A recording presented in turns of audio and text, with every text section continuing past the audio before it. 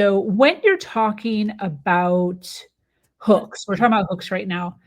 Are we what are we trying to generate? Like, what is the feeling that we're trying to generate in order for somebody to buy, right? Like, we're talking about emotionally charged hooks that turn scrollers into buyers. What is the emotion? Like, curiosity is something that I'm thinking of. Like, some of the things that you were saying, it's like, "Ooh, you're, like, curious about it," which then has the scroller, like, dive into who you are, click on something, do something, take an action.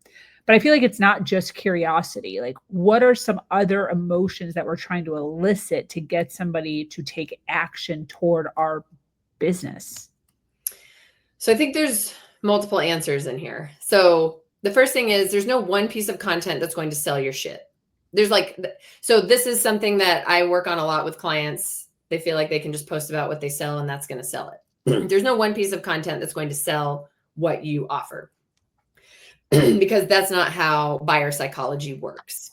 So each piece of content essentially has like a different purpose and you get to decide what that is. And again, that also depends on the ecosystem you're bringing people into. So again, this is stuff that we will talk about in depth at the retreat, that like a lot of people out here are trying to take you, a lot of you are trying to take someone from lurker on Facebook or Instagram to purchasing your one-on-one high level offer. You lack an ecosystem that will guide them through the process to learning more about you toward purchasing that offer. Okay. You have to have an ecosystem that takes them from like, I'm interested to, I want to learn a little bit more without paying you. So this is where lead magnets become so important, and having that simple next step, like as simple as possible for them to get it from you, delivered directly to their email. then they're like, okay, now I'm like intrigued. I'm like really curious about you and what you offer. Not quite ready for your one-on-one, for your high ticket. What's the next? Okay. And then you have a low ticket, something next step where they can, whatever that looks like. So having an ecosystem that then your content guides them through. They have to be paired together. So like for me, my snippet reels, so reels that use trending audios. This is how I teach my clients. Trending audios that are 5 to 15 seconds long. The goal there is reach and get you on, get something of mine that's free into your hands.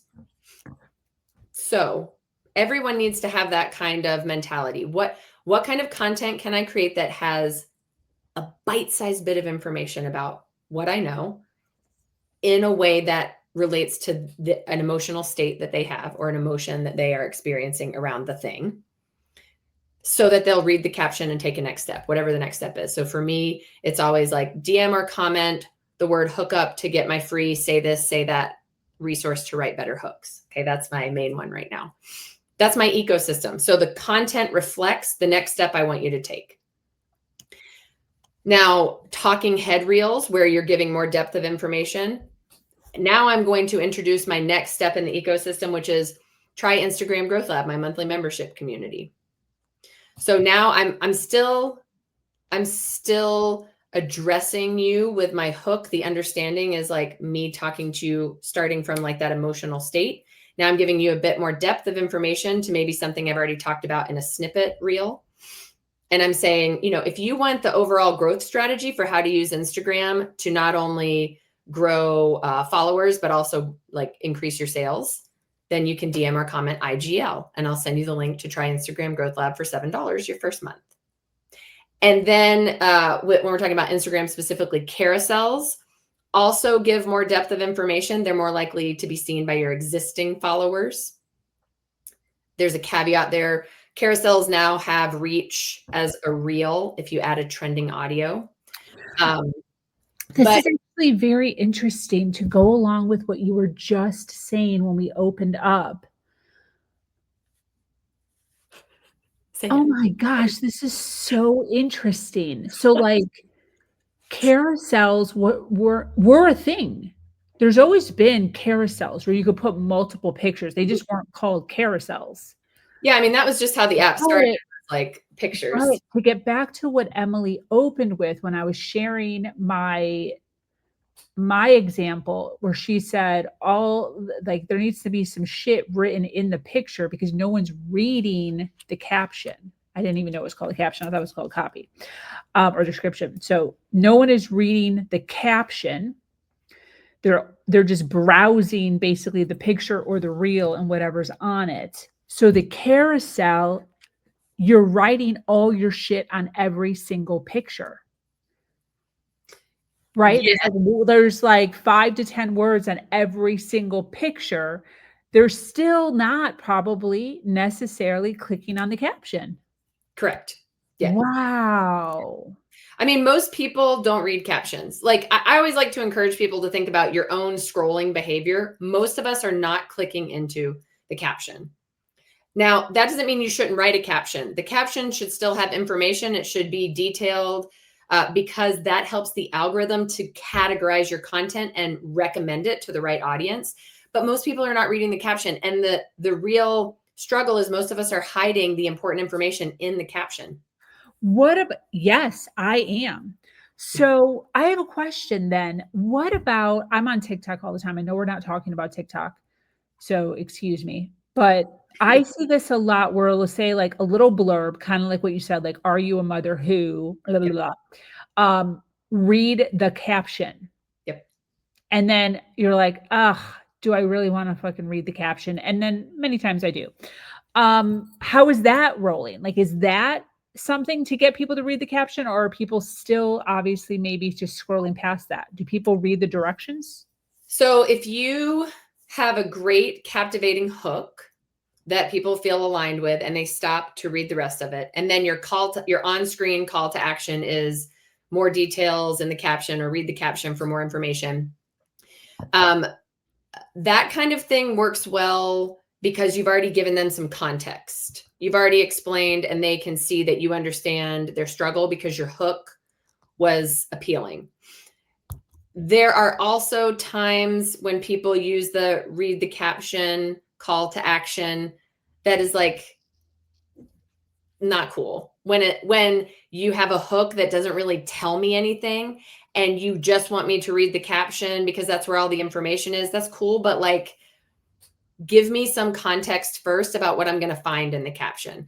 So like for me, I create content that literally shows you how to write better hooks. Okay. So I have like content that says, say this, not that. It's on the screen. And sometimes, depending on what I'm conveying, I'll say more details or hook suggestions in the caption. So you know exactly what you're going to get when you click into the caption. There's going to be more of what you want in there, more hooks, exactly how to do it, how to film this reel specifically, and how to use it for your niche. Instead of me saying, it would be kind of like, if I said like, you want to write better hooks, dot, dot, dot. And then I said like more details in the caption. Maybe people are going to click in, but also most people don't like that if they don't know what they're going to get from It taking the feels time. very tricky. Yes. Yeah. Don't be tricky about it. Like, tell me what I'm going to get down there. You don't have to write a paragraph. If you click on the caption, you're going to get, but like, you're giving me a sneak peek based off of what the hook is and some context. And now I know I'm going to get more in the caption. So this is, I always get questions of like, this feels very overwhelming. This feels confusing. It is a learned behavior. Like learning how to write your content like this is a learned behavior. It takes time, but you also know what kind of content you get the like, this is trickster situation, or the content that you're like, ooh, I want to read more of that. So you can also kind of audit your own consumer behaviors, like content consumer behaviors, and start to start to pay attention to what kind of content makes you stop the scroll. What kind of content makes you hit the paper airplane and share it to someone, right? Like, what I are they doing? I can totally see how this could possibly feel more overwhelming, but also if we're thinking of reframing it, Emily is actually making it a lot easier for us because back in the day, we used to feel as if we had to give all the time. so much information in the caption, and it had to be like, oh, So and long. enticing and readable. Oh, and basically, what Emily short form is saying is you don't barely need to put anything in the caption, just a couple SEO keywords that kind of make sense, few sentences. And instead of writing something that's super freaking long, Yep. you put the main bullet points on the graphic, on the picture. Yeah, I mean, there's a balance there, but yes, like I'm Yeah, so not instead of like taking your 3 points and writing this whole long 1 paragraph per point with an opening and a closing, nope. right? Just figure out I mean, there's some brainstorming that has to work here, but figure out a enticing way, a hook to convey those 3 things quickly Yep. in like a sentence basically over 3 carousels or on one reel where it's flipping 1, 2, 3 with like an ending. It actually is making me feel lighter. And I guess the one overwhelming thing would be like, damn, I guess I need more content. So it's Yes and almost no. like you need to be posting literally every single day short snippets Yes. versus one long thing, which is what a lot of people do once a week. Yeah, so for your example here, so say you have a concept you're trying to teach and there are 3 points you want to hit on. What I encourage my clients to do is take take that long form content that you would write about the thing and turn that into an email. Turn that into a blog post. Turn that into something that is out there, so like SEO purposes and whatnot, it's there. And then you take it and break it into chunks. So now you can create 3 reels from this one piece of content. One reel is about point one reel is about point two, one reel is about point three. Then you can create another talking head reel where you give a quick, like, here's point one, blah, blah, blah. Here's point two, blah, blah, blah. Here's point three, blah, blah, blah. If you want more detail about each of these points, check out the caption. I've got a little bit more information. And then you can also create a carousel of slides with the same information. You've essentially just created 5 pieces of content. So your week is done. It's all around the same thing. And here's the deal. Repetition is how people learn. Yeah. You have already said the thing in a piece of content. I hear this all the time. Well, I already sent an email about that 6 months ago. I already posted. Nobody remembers. Yeah. No one remembers. Literally send the same damn email. Yeah. Email has a 23% open rate. Okay. Most people skim emails. Most people skim captions. Most people didn't read what you already wrote. So literally, I can't tell you how many times I will reuse the exact caption. I will create a caption, create a snippet reel, and then do a talking head reel, use the same caption. No one has ever said, hey, Emily, I noticed that you use the same caption in this reel. Nobody noticed.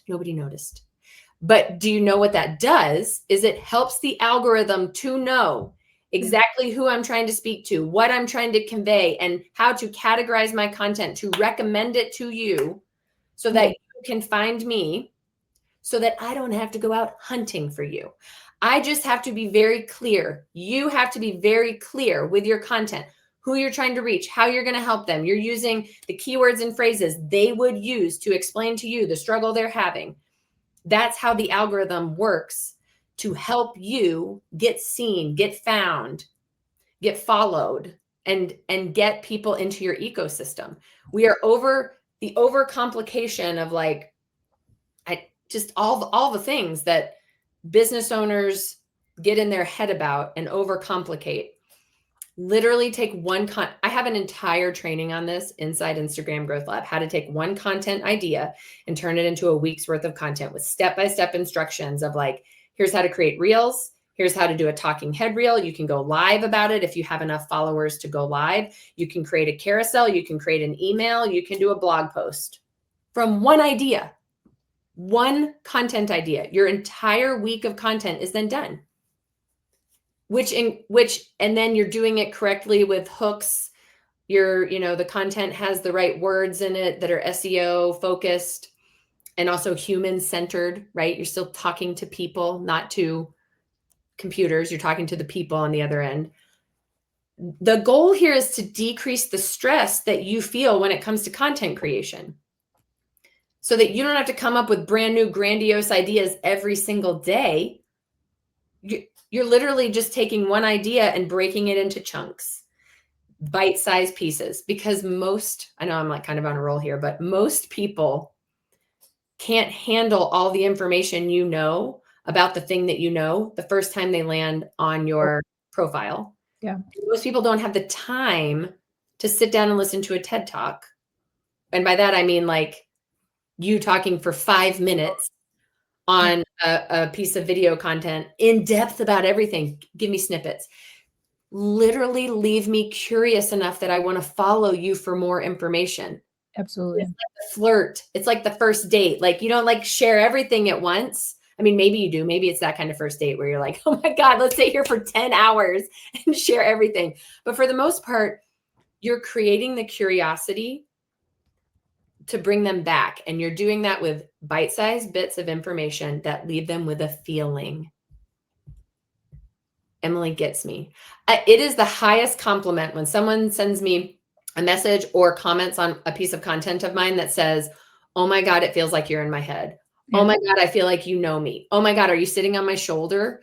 Like the highest compliment, because that means I understand you and I'm speaking directly to the struggle you have, which means I'm doing it right. I love that. And to tell you the truth, I'm going to say if you have not received a message like that, it's a huge sign that you need to be revamping. Yeah. Yeah. You need to be revamping because even if they're not buying from you, there should be individuals that are commenting exact comments like that on your social. Absolutely. Either directly in the comments or in the DMs. Because if they're commenting like that and you're like, oh my God, but they're not liking my stuff. It doesn't matter. They're watching. Yeah. We get so in our heads about like, I don't have enough likes or comments or shares. Do you know how many people are watching your are watching your content that aren't engaging at all, but it is landing with them? Yeah.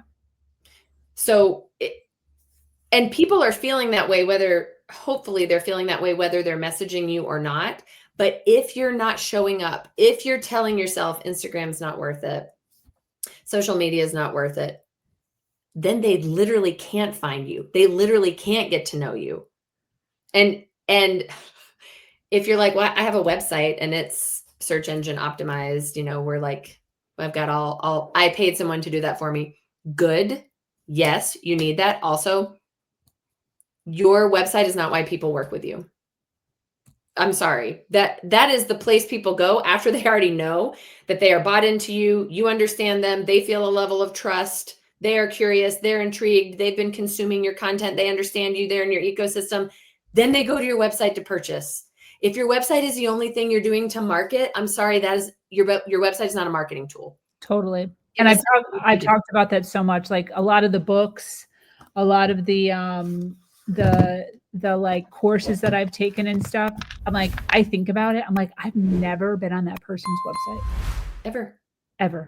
Never. I literally bought it off of their social media. I just saw their social, freaking 17, 32, 47 times. And finally was like, I'm gonna buy that shit. Yep. And I just buy it right off their social without ever looking at their website.